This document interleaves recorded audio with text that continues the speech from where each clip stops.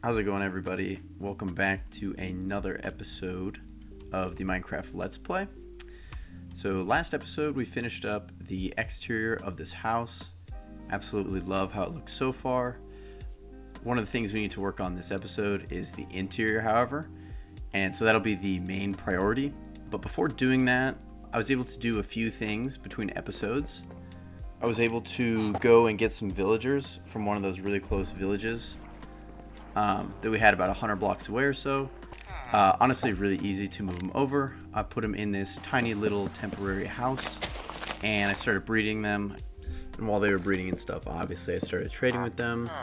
So after doing a little bit of that, I decided to clear out the rest of this river. So I just mossed and mined the moss, mined the stone, and that eventually led to me filling it all up with water. So that's pretty much done now. I'm pretty happy with how it looks so far. After that, once I had a few villagers already going in the breeder, I decided to whip up a really quick iron farm, actually. And this wasn't nearly as hard as I thought it would be. I just had to move a few of the villagers over, make a little tiny structure for them, and honestly, iron golems started spawning right away. So it ended up being a lot simpler than I thought it would be. But while doing that, I also noticed that there was a skeleton spawner really close to where I had this set up, which was really lucky. I can't believe I hadn't found this earlier.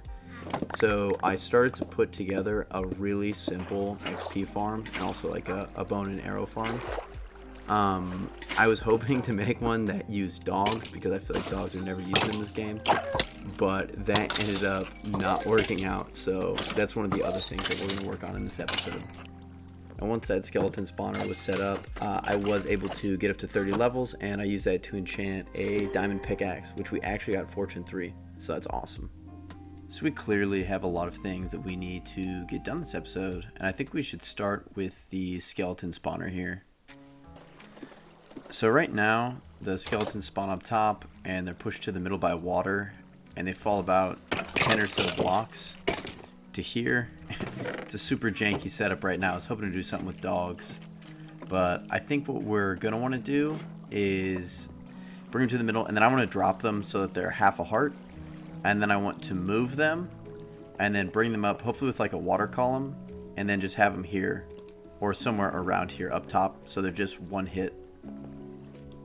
So to start, we're gonna want to go down probably about 20 more blocks, so they should be half a heart when they land down here. And I'm just going to use the fact that they push each other around, especially when there's a bunch of them down here, that they'll eventually push each other into this stream and then bring them up with a water column to the top where we can AFK, and then we should be able to kill all of them with just one swing of the sword. Okay, one. So there's two shots if we remove this. Alright, this guy's one tap. Alright, perfect. This is definitely the height we want then. Alright, now to actually build the bubble column, we are going to have to go to the nether. And this portal's temporary, so it's going to go here. Yes, I'm broke.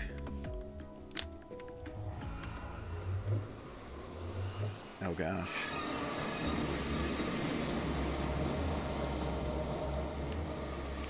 Okay.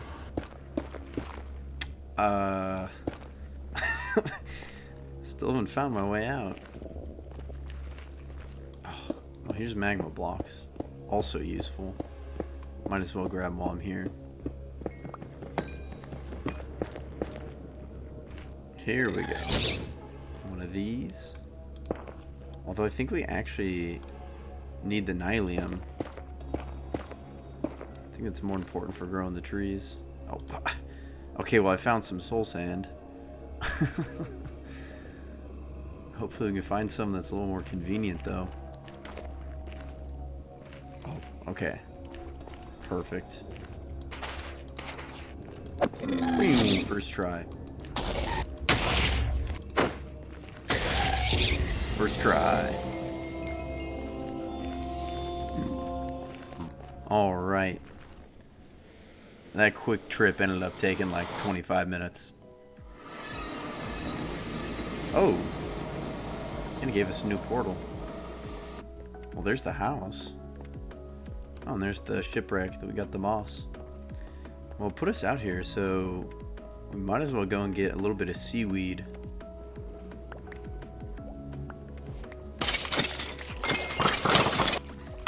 Well, it's working.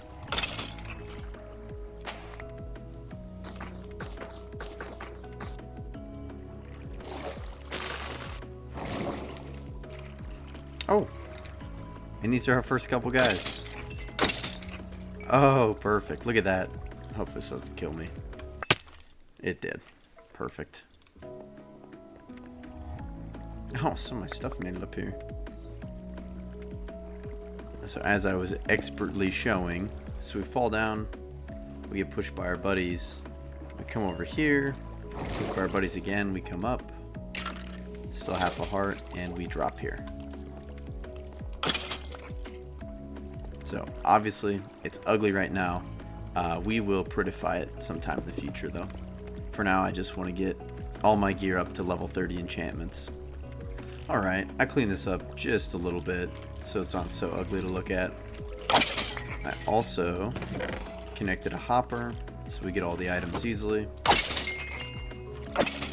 And hopefully next time I see you we have much better gear.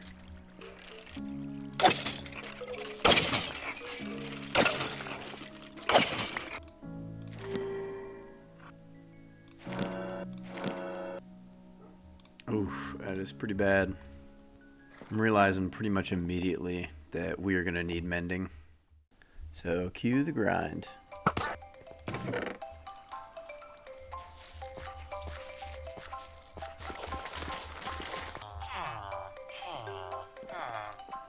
You will be a great librarian one day that will sell me mending books.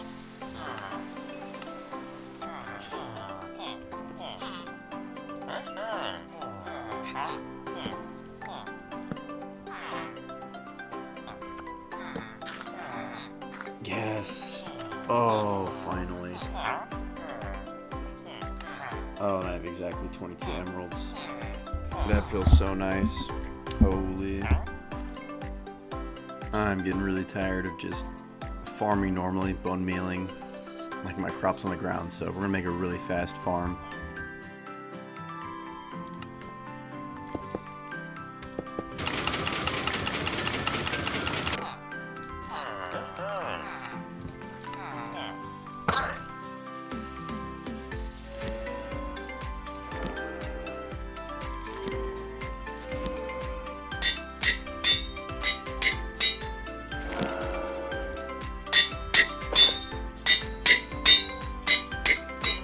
Alright, those last two little additions to the armor, I think we're in a really good spot. Obviously this isn't as good as it can get, but I am tired of sitting at the skeleton spawner, so these are the tools that we're going to work with. I was able to get mending and unbreaking on everything and some pretty decent enchantments.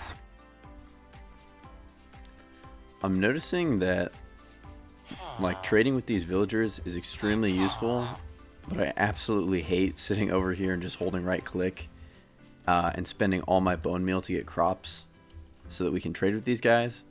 So I think the next thing we want to work on now that the skeleton farm is done and we have pretty decent armor is to make a fully automatic crop farm. So I want everything in here to be in a building and have it be fully automatic. So what is that? Potatoes, carrots, wheat, pumpkins, and then a few melons. I don't really use melons that much, but I really want a building right here that'll be able to do all of the harvesting and everything for us. So that means we're going to need to use some of the villagers as farmers to actually harvest the crops for us. And then I think on the first level, like below that, we'll put the pumpkin and melon farm. So basically on the bottom floor, pumpkin and melons, and then above that, all of the different crops that we want. I don't really care about beetroot. If I really want to use beetroot, I can just use that automatic farm over there. But it would be really nice to have all of these crops that are in here be fully automatically harvested for us so that we can trade with those villagers. So I think that the first step to doing that is actually going to be to get all of the materials together and clear out this space, because I think I want this area to kind of be the farming area. So all the way up to that hill and here, I think that should be like the crops, the animals, like those kinds of things, what you would typically find on a farm, right? Because we'll have agriculture over here. I'm thinking way off over by the iron farm would be like the industrial area, and then obviously the houses here. I'm not sure about this middle section, maybe that'll just be like a town. So yeah, before we can start building anything, we need to clear this area out and get some materials together. So let's get started on that now.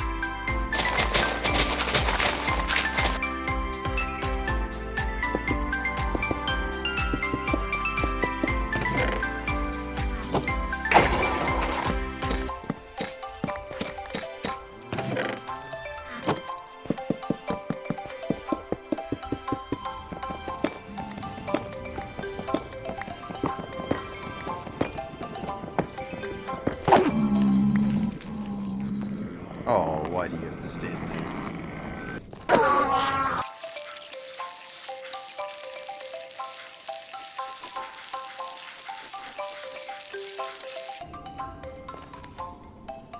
Ooh, full inventory. Okay. Probably means it's about time to go. So from all of that, we got a stack and a half of powered rails, which I believe should be enough. Alright, so this ends by connecting here, and this rail connects here. So what will happen is a minecart will come down here, take a left, loop around, go through every block, and then come down this power rail and go back up. And then here we'll need an unloading station. So we want this to be powered, so it has enough juice to get up. This can actually be a power rail. And then that will lead to this hopper, where we'll have another powered rail. And this hopper will be the unloading station. Alright, so everything will end up here. And what we want to do is we want to have the cart come up and start unloading into the hopper. And if the hopper has anything in it, we want it to power this comparator, which will turn off this powered rail. Meaning that if stuff is unloading from the hopper minecart, this rail won't be powered and it won't send it off again. It also means that as soon as there's nothing in this hopper, which means the minecart hopper is done unloading, the rail will become powered and the minecart will go off again. So I believe we can do that really simply by just... So the power will go to this torch, and that will go to this redstone dust, which will power this. But also means if there's something in the hopper, right, this will power, this will turn off, and the minecart will sit here. Right? And we could put the hopper minecart there. As soon as there's no more items in the hopper, it gets sent off again, right? So that'll be the unloading part of the farm. Now we can put the actual pumpkin farm above it. So if we think about this, we want the farmland to be at this level, which means that the pumpkins will be at this level, which means that we want pistons above them at this level facing down. And to have pistons facing down like that, that means we should build a layer here so that we can place the pistons against them.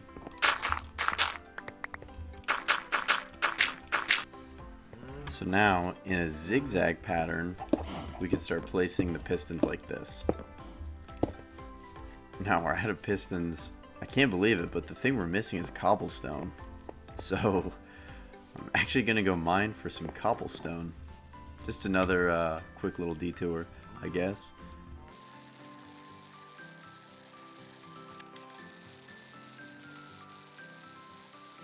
We finally got enough cobble to hopefully finish this. So let's finish placing the rest of the pistons. Alright, those are all nicely placed. We can remove this dirt layer now.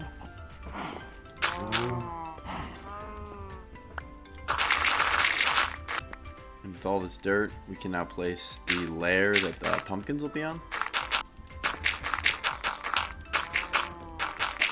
Alright, all the water sources are in, so now we can start tilling the land and planting the pumpkin seeds. And actually the best way to do this is most likely to till, then plant, then place the observer because it needs to face the plant, and then we need to power this. So we'll take the signal from this to power itself, and that'll power all the pistons around it. So anytime the stem changes, meaning a pumpkin grows, all 4 pistons around it will fire, and then it'll be converted to an item, and then the minecart will come and pick it up.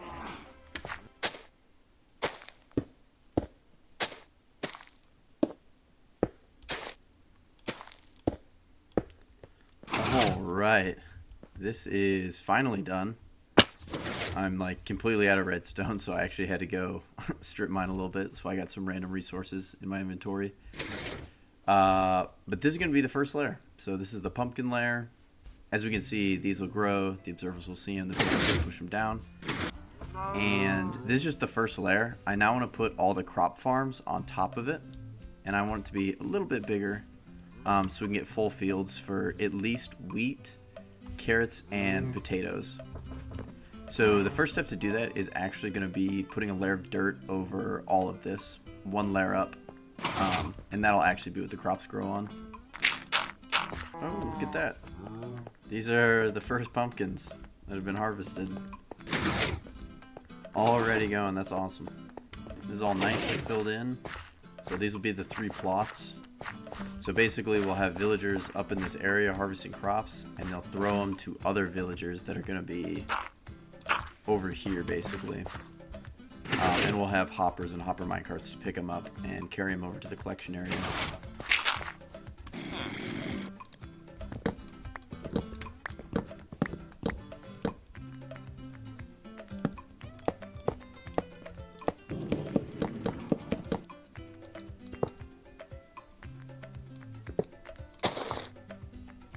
So this is how it's looking so far. Right now I'm just adding an outside, and I'm separating the different farms here. And then I'm working on the hopper system that will pick up all the crops that are thrown. So basically we'll have one villager here, and then a farming villager running around over here.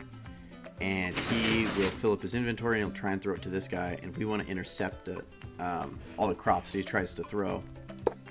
So to do that, we need a few hopper minecarts.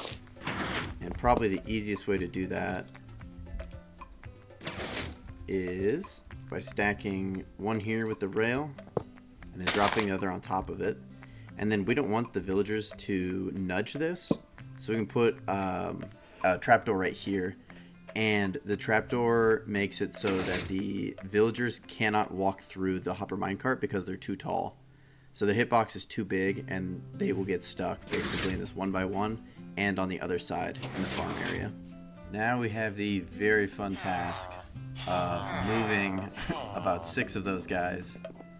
And actually I'll probably want to make new villagers and moving them all the way up into the 3 stations and on the 3 fletching tables.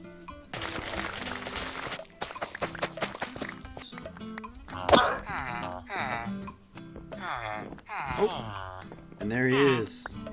His oversized head. And this is the fun of working with villagers. This guy wants to be annoying.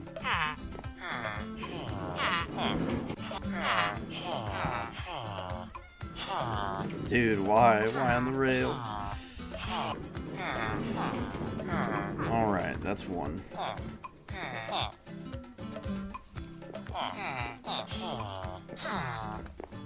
Where's the other little guy? Of course he's there. Okay. Got another one in, kind of. And then once we have 6 of these guys, we can move them over up into their stations via this rail. I just need to really hope one doesn't end up being a nitwit. I can't get a job.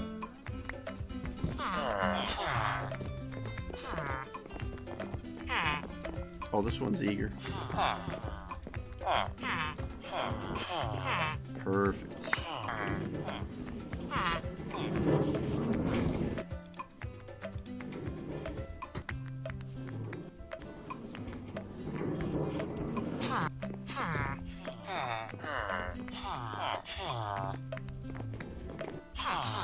Alright. This might hurt a little bit. Oh, guess not. Oh, this one's gonna give me trouble.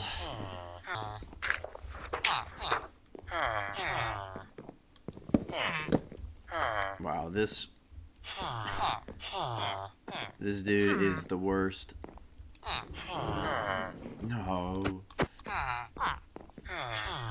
Nice. Alright, that should be all 6. Alright, well, these guys grow up. I guess I'll set up the rest of the rails and clean this up a little bit. Perfect. Alright, these 2 guys have grown up. And the rails are set up, so we should be able to just move them. So these guys should get ejected right into a spot. And hopefully become a Fletcher immediately. Looks like he's trying to pathfind to the composter. There we go. Okay.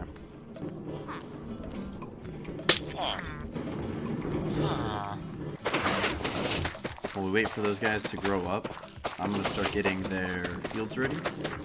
Alright, this guy's grown up.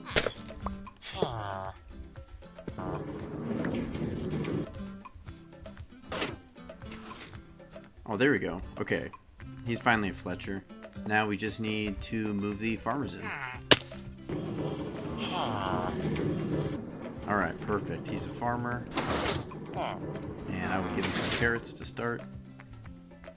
He already wants to talk to that guy, so I think that's good. Farmer number 2.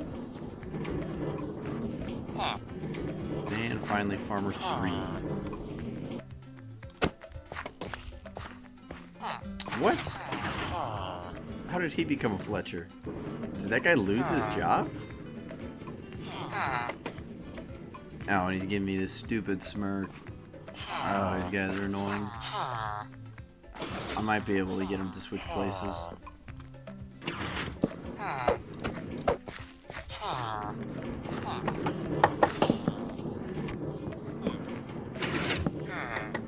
This should be a fully functional farm now. Alright, I'm going to clean up these bits of rails and stuff, and then we can get going on the exterior. So now everything is nicely cleaned up. All the villagers have been moved into their appropriate places, and the farms are actually completely functional. They should be working right now. Obviously, as it is right now, it looks a bit ugly. What we're going to want to do is put a nice exterior on it. And this is the beginning of the agriculture area. So I want this to act almost as the farmer's house, right? I want this to look like a farmhouse. I want it to be simple. I don't want a ton of details and like an ivory tower that isn't something that a farmer would have. A farmer would have a simple house.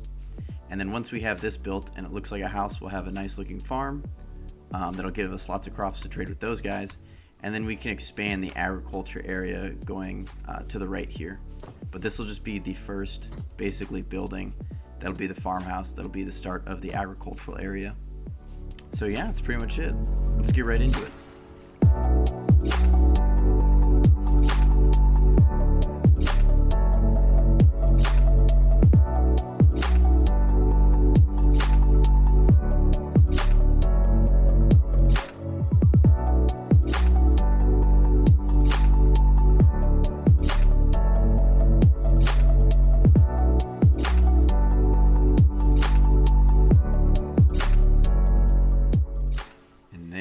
Have it.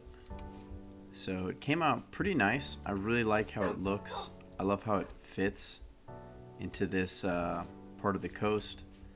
A few things to note. Again, like I was saying, I wanted like a much simpler look. So it's, you know, it's symmetrical. It's basically just a rectangle. Nothing too crazy. One interesting thing I thought was the roof. So I did stairs sideways instead of like over here. I had the stairs turned 90 degrees from this, so adds a little bit of texture up top, just something a little different. The farms are fully up and running. Everything was going while I built. I used quartz here. That's probably the most interesting part of it all. And then I of course decorate it in oak leaves and all that. I used a lot of spruce wood, but I think it's worth it. I think it looks nice. I'll say the back is very plain. So something will need to happen to the back here. Especially because I want to eventually be using these like waterways to travel around. So I don't want to see this big ugly back part every time I'm coming back to the base. But yeah, this is the back. Need to terraform a bit back here. Didn't have nearly as much space back here as I thought. And the farm was running the entire time while this was getting built. Granted, there was a few stacks of pumpkins before, but this is maybe an hour or so. Maybe an hour and a half. And we already have this many, so I think we're going to be set to trade with the villagers in the future. Also, while I was building that, a wandering trader came by, and now we have mangrove roots. So I got 2 of the whatever those things are called, so we can finally get that beautiful mangrove wood, which is probably my favorite in the game, actually. So a few things need to happen sometime in the future. One, that iron farm needs to be covered, kind of in the same way how we did this, where we basically just put a pretty cover on top of an ugly farm. We need to do the same thing to that iron farm over there. Additionally, I would like to build a breeding chamber for these guys. And maybe that could be the beginnings of the city part. So this central area will probably be a city, and then it'll extend over to like the industry that way. But I think we should build a hospital where new babies are born, right? So have like some sort of breeding farm to make a ton of those guys so we can have them whenever we want and make it look like a hospital. That's definitely on the ticket. Covering the iron farm is definitely on the ticket. That's probably what we'll do next. But yeah, overall very happy with how this build turned out. Now that that building is finished, I think what we need to do next is work on this interior. As you can see, we've been living in squalor. It's actually terrible. Grass floors and a massive, hole in the wall here. It's freezing with this draft coming in, We also need to find an appropriate place to put all our storage. I just spent a little bit of time organizing everything.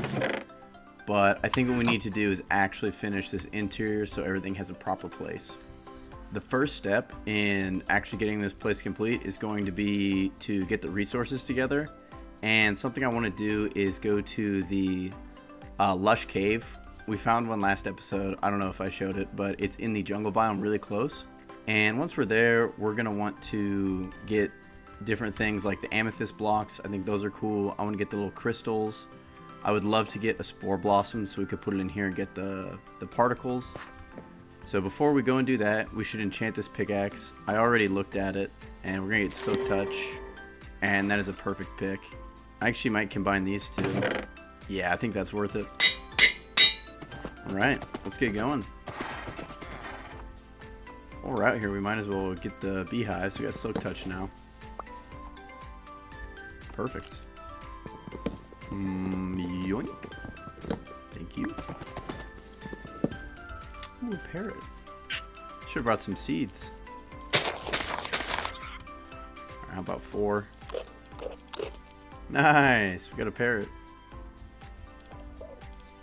You guys are funny. Okay, here's another azalea tree. Oh, this is the one from last time. I don't see the lush cave though. I swear I saw it from the bottom. Yep, okay. Bottom of the ravine here. It is a lush cave. Let's get some of these. Some clay while we're at it. Now, these are what I really want. Hey, look what I got.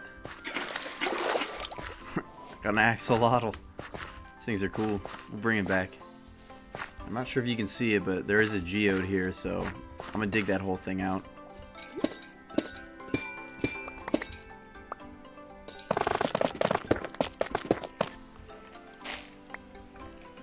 Alright, got the spore blossom. We can get out of here. Alright, this all seems really good. I think we can definitely work on the interior with this. Let's head back.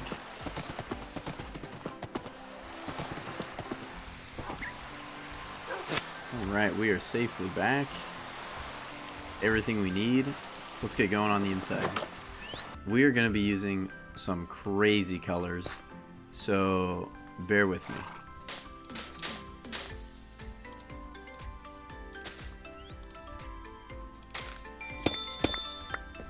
So one of the things that I think helps make an area feel alive is particles, and that's part of the reason we wanted this spore blossom. So you can see it drops these like green particles, coupled with the particles from the enchanting setup, and then also the pink leaves give off these particles. And then once we have an ender chest in here as well, it should feel like a lot is going on all at once. Next, let's add a few bookshelves just to build it up a little bit, and then a little bit of lighting just like that. We already have our anvil, chest, and stone cutter. We'll probably put the ender chest here. Alright, now we have these glowberries in, so it's a bit brighter. It's starting to feel a bit more alive. We can even chuck some more up here. So it's starting to look pretty nice in here. Another kind of idea that I wanted to go along with all the particles in the room. So I want the room to feel like an enchanting setup. So let me explain. So an enchanting setup is these bookshelves and the enchanting table, right? And in the bookshelf, we have different colors like greens and yellows, a little bit of red. I want the top of the room to feel like that, right? So we got these greens and these oranges with the glowberries, and I really like how that looks so far. And then around like the middle of the enchanting setup, right? So at mid-level, this will be the enchanting table top. So if we do something like this, right, it looks like these little ribbons that are on the enchanting table itself. And then the floor, right, the bottom would be this obsidian texture. So for that, I think we should use obsidian as at least a good part of the floor. That's actually all the obsidian we have, so that'll be the obsidian part of the table. And then in the corners are diamonds, which I don't have on me right now, but we might need to go get more diamonds and fill these in. As for the other part of the floor, I think this purple looks nice. If we had crying obsidian to kind of gradient it in, I think that would look better, but I don't think the amethyst looks too bad. So hopefully with this, you can kind of see what I mean, where like this is the base of the enchanting table, and these would be the corners and the ribbon. And then as you go up, you start to get these greens and oranges that'll represent the books.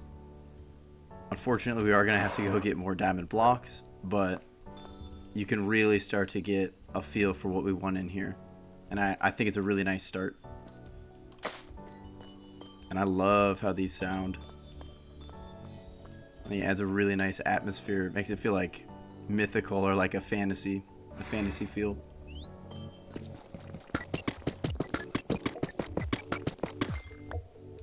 After a quick strip mining session, I was able to get some diamonds, and we can finish this room up.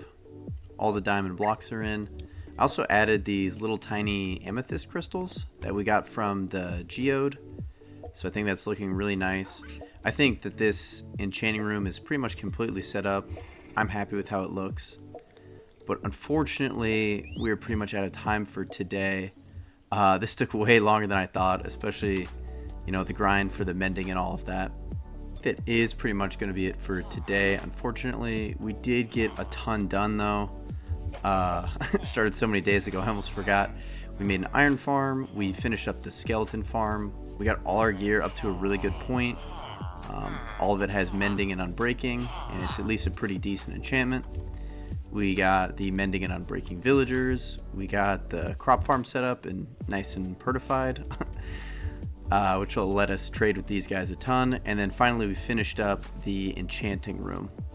I don't think we have anything else to do. Again, I really appreciate you coming and watching along in this journey that we're going on.